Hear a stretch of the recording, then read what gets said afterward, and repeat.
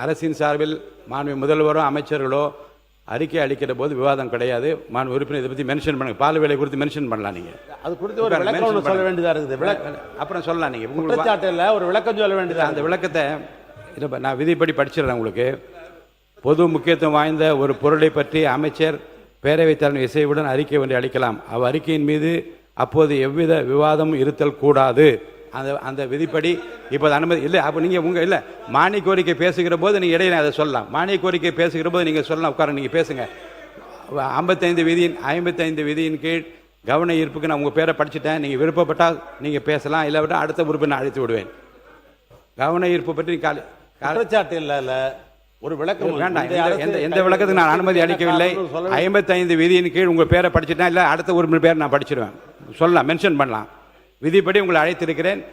பால் விலை உயர்வு குறித்து படிக்கிறதா நீங்கள் படிக்கலாம். மாண்புமிகு பேரவைத் தலைவர்களே, இந்த பால் உற்பத்தியாளர்கள்லாம் இப்போ தனியாருக்கு போய் பால் ஊற்றணுன்ற ஒரு சூழ்நிலை ஏற்பட்டிருக்கிறது.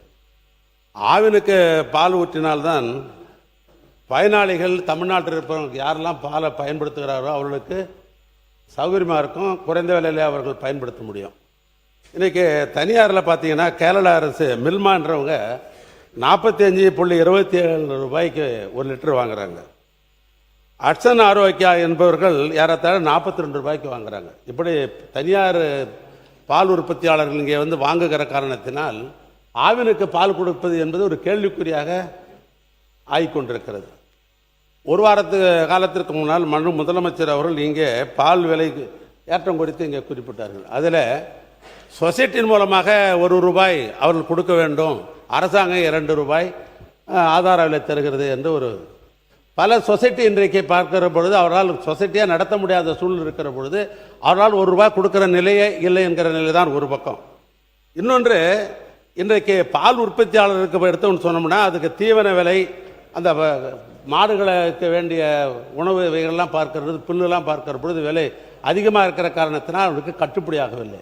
அவருடைய எதிர்பார்ப்பு என்பது 45 ரூபாய் கொடுத்தால் பரவாயில்லை, எப்படியாவது அதுதான் கட்டுப்படி ஆகுன்ற நிலை இருக்கிறது. அதனால் தமிழ்நாடு முழுவதும் எனக்கு தெரிந்து கிட்டத்தட்ட பார்த்தீங்கன்னா உங்களுக்கே தெரியும், ஒரு 10க்கும் மேற்பட்டிருக்கிற பால் உற்பத்தியாளர் சங்கங்களே அங்கங்கே போராட்டங்கள் இருந்த அடிப்படையில் செய்வதோடு மட்டுமல்ல 24ஆம் தேதியிலிருந்து நாங்கள் ஆவினுக்கு பாலை ஊற்ற மாட்டோம் என்ற நிலையிலே அங்கங்கே நடைபெறுகிறது. தொலைக்காட்சியில் பார்க்கிற பொழுது தாய்மார்கள்லாம் பாலை கொண்டாந்து கொட்டிட்டு அந்த அதிருப்தியை வெளிப்படுத்தி கொண்டிருக்கிறார்கள்.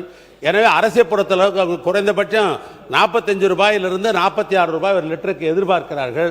எனவே இந்த அரசு உடனே ஆவினுக்கு பால் வருவதற்கு ஏற்படும். ஏன்னா இப்போ பார்த்தா ஜனவரி 25 இப்போ ஒப்பிட்டு பார்க்கிற பொழுது இப்போ பால் ஆவினுக்கு பால் ஊற்றுவதே குறைந்து விட்டது. அதுக்கு காரணம் அவர்களுக்கு கட்டுப்படியான விலை தரவில்லை என்கிற ஒரு குற்றச்சாட்டு இருக்கிறது. எனவே கூடுதலாக இந்த அரசாங்கம் பால் உற்பத்தியாளருக்கு 45 ரூபாய் கொடுத்தால்தான் ஆவினுக்கு பால் வரும், தனியாருக்கு பால் போகாமல் நிறுத்த முடியும். எனவே அரசின் கவனத்திற்கு இது கொண்டு வருகிறேன். மாண்பு உறுப்பினர் அகிரேஷ், மாண்பு முன்னாள் முதலமைச்சர் எடப்பாடி கே பழனிசாமி அவர்கள். மாண்பு சட்டப்பேரவைத் தலைவர் அவர்களே, இது குறித்து கவன ஈர்ப்பு நான் கொடுத்திருக்கின்றோம். அண்மையில் பால் விலை அரசு உயர்த்தப்பட்டது. 3 ரூபாய் தான் உயர்த்தப்பட்டிருக்கின்றது. 1 ரூபாய் இந்த பால் உற்பத்தியாளர் சங்கத்திலிருந்து 1 ரூபாயும் 2 ரூபாய் அரசு கொடுப்பதாக அறிவித்திருக்கின்றார்கள். இன்றைக்கு தீவனுடைய விலை அதிகமாகி போச்சு, பராமரிப்பு செலவு அதிகமாகிவிட்டது. அதனால் பால் உற்பத்தியாளர்கள் அரசு அறிவித்த அந்த விலை போதாது, இன்னும் கூடுதலாக பால் உற்பத்தியாளர்கள் கொள்முதல் விலையை உயர்த்த வேண்டும் என்று தமிழ்நாடு முழுவதும் ஆர்ப்பாட்டம் நடத்தி கொண்டிருக்கின்றார்கள். அவர்கள் கேட்பது 1 லிட்டர் தண்ணி இன்னைக்கு 15 ரூபாய்க்கு விற்கிது, 1 லிட்டர் பாலை 41 ரூபாய்க்கு தான் விற்கிது. ஆகவே பராமரிப்பு செலவு அதிகரித்த காரணத்தினால் அரசு அறிவித்த அந்த பாலுடைய கொள்முதல் விலை போதாது, உயர்த்தி கொடுக்க வேண்டும் என்று கேட்டுக்கின்றார்கள்.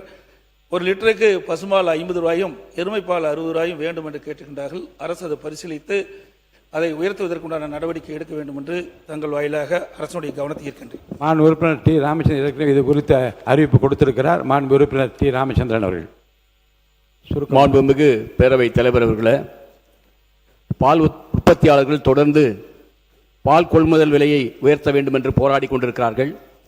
இன்றைக்கு கால்நடைகள் பராமரிப்பு, அதே போல கால்நடைகள் உணவு, புல் போன்றவையெல்லாம் அதிகரித்திருப்பதால் இன்றைக்கு லிட்டருக்கு 46,000 ரூபாயிலிருந்து 48 ரூபாய் வழங்க வேண்டும் என்ற கோரிக்கை இருக்கிறது. ஆகவே பால் உற்பத்தியாளருடைய கோரிக்கை ஏற்று லிட்டருக்கு 46லிருந்து 48 ரூபாய் வழங்க வேண்டும் என்று அரசின் கவனத்தை ஈர்த்து அமர்கிறேன். மாண்புமிகு பால்வளத்துறை அமைச்சர் அவர்கள். மாண்புமிகு பேரவைத் தலைவர் அவர்களே, மரியாதைக்குரிய சட்டமன்ற உறுப்பினர் அவர்கள் ஆவின் நிறுவனத்தில் பால் உற்பத்தியாளர்களுக்கு போதுமான அளவில் பால் கொள்முதல் விலை உயர்த்தப்படவில்லை என தெரிவித்துள்ளார். இது குறித்து கீழ்கண்ட விவரங்களை தெரிவிக்க நான் கடமைப்பட்டுள்ளேன். ஆவின் நிறுவனத்தின் உயிர் நாடியாக உள்ள ஆவின் பால் உற்பத்தியாளர்கள் மழை, வெயில் என எந்த கடுமையான காலநிலைகளிலும் இரவு பகல் பாராது பால் கொள்முதல் செய்து ஆவின் நிறுவனத்திற்கு பால் வழங்கி வருகின்றனர். உயர்ந்து வரும் பால் உற்பத்தி செலவினத்தை கருத்தில் கொண்டு பால் கொள்முதல் விலையினை உயர்த்தி வழங்குவது மிக முக்கியமானது என்பதில் மாற்று கருத்துக்கள் இருக்க முடியாது.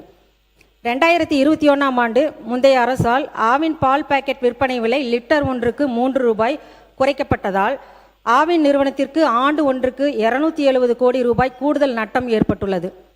இந்த விலை குறைப்பினால் ஏற்படும் நட்டத்தை ஈடு செய்ய பால் கொள்முதல் மற்றும் விற்பனையை அதிகரிக்க எந்த ஒரு முயற்சிகளும் மற்றும் உரிய நடவடிக்கைகள் எதுவும் மேற்கொள்ளாமல் மெத்தன போக்குடன் செயல்பட்டதனால் பால் பொருட்கள் உற்பத்தியும் விற்பனையும் குறைந்து ஆவின் நிறுவனத்திற்கு மேலும் கூடுதல் நிதிச்சுமை ஏற்பட்டுள்ளது. இவ்வாறு கடந்த ஆட்சிகால நிர்வாக குறைபாடுகளால் ஆவின் நிறுவனத்தின் நிதிநிலை பெரும் பின்னடைவை சந்தித்துள்ளது. ஆவின் நிறுவனம் கடுமையான நிதிச்சுமையை எதிர்கொண்டிருந்த நிலையிலும் ஆவின் பால் உற்பத்தியாளர்களின் நலனை கருத்தில் கொண்டு நிதிச்சுமையை காரணம் காட்டாமல் பால் கொள்முதல் விலையை மாண்புமிகு முதலமைச்சர் அவர்கள் உயர்த்தி வழங்கியுள்ளார். அதன்படி பசும்பால் லிட்டருக்கு 35 இருந்த கொள்முதல் விலையுடன் வழங்கப்பட்ட 3 ஊக்கத்தொகை சேர்த்து 38 இருந்த நிலையில் சங்கங்கள் மூலமாக கொள்முதல் விலை ஒரு ரூபாய் உயர்த்தப்பட்டதுடன் அரசின் ஊக்கத்தொகை 3 ரூபாயிலிருந்து 5 ரூபாயாக உயர்த்தப்பட்டு தற்போது பால் உற்பத்தியாளருக்கு லிட்டர் 41க்கு வழங்கப்படுகிறது. இதனால் அரசுக்கு ஆண்டுக்கு சுமார் 300 கோடி ரூபாய் கூடுதல் செலவு ஏற்படுகிறது. முந்தைய ஆட்சியில் ஆட்சி பொறுப்பேற்ற 2 ஆண்டுகளுக்கு பிறகே பால் கொள்முதல் விலை உயர்த்தப்பட்டது. அதன் பின்னர் கடந்த ஆட்சியில் எந்த விலை உயர்வும் வழங்கப்படாத நிலையில் மாண்புமிகு தமிழக முதல்வர் அவர்கள் ஆட்சி பொறுப்பேற்ற 3 மாதங்களில் பால் உற்பத்தியாளர்களின் நலன் கருதி கொள்முதல் விலையை உயர்த்தி வழங்கியுள்ளார். தமிழக வெற்றி கழகத்தின் தேர்தல் அறிக்கையில் தெரிவிக்கப்பட்டுள்ளபடி பால் கொள்முதல் விலையை லிட்டருக்கு 44 உயர்த்தி வழங்குவது தொடர்பாக மாண்புமிகு தமிழக முதல்வர் அவர்களுடன் இணைந்து ஆவின் நிறுவனத்தின் நிதிநிலை மற்றும் பால் உற்பத்தியாளரின் நலன் ஆகியவற்றை கருத்தில் கொண்டு பரிசீலித்து உரிய நல்ல முடிவு மேற்கொள்ளப்படும் என்பதை இந்த அவையின் மூலம் தெரிவித்துக் கொள்கிறேன்.